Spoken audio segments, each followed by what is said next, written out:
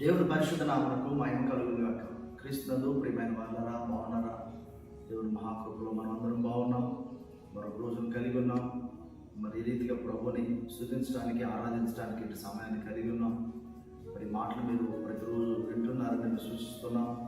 దేవుని మాటలు మనకి మరి ఎంతో ధైర్యాన్ని, మరి ఎంతో గొప్ప నిరీక్షణను, విశ్వాసమును కలుగుతుందండి.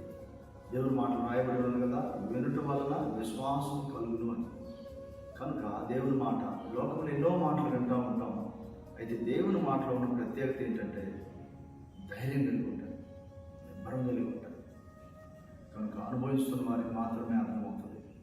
ఓకే, 51వ అధ్యాయం యెషయా గ్రంథంలో మరి ఒక అద్భుతమైన విషయాన్ని మనము చూడగలం.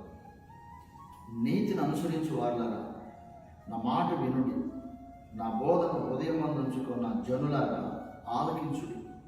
మనుషులు పెట్టు నిందకు భయపడకుడి, వారి దోషణ మాటలకు దిగులు పడకుడి. ఎంత అద్భుతమైన సంగతి, ఎంత అద్భుతమైన సంగతి.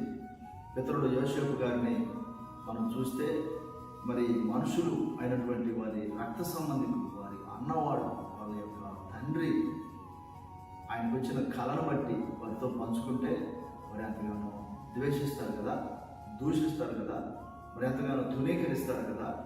మరి దిగులు పడలేదు కానీ, భయపడలేదు కానీ, దేవుడు ఉన్నాడు, దేవుడు నాకు తోడుగా ఉన్నాడు, దేవుడు నాకు సహాయం చేస్తారు అని దేవుని కొరకు ఎదురు చూశారు కదా. ఎంతగా ఆశీర్వదించబడినారు, ఎంతగా దేవుని కొరకు ఆయన నిల్చున్న దానిని బట్టి, అతను జీవించిన అందును బట్టి దేవుడు ఎంతగా ఆయనకు తోడుగా ఉన్నాడు మనకు తెలుసు కదా. కనుక మనుషులు పెట్టు నిందలు, మనుషులు పెట్టు దోషణ మాటలు దిగులు పడవలసిన పని లేదు. కానీ నా దేవుడు నా పక్షంగా ఉన్నాడు, నా దేవుడు వింటూ ఉన్నాడు, నా దేవుడు చూస్తూ ఉన్నాడు అనే నిరీక్షణ నేను ఆశీర్వాదపడుతూ అనిపిస్తుంది.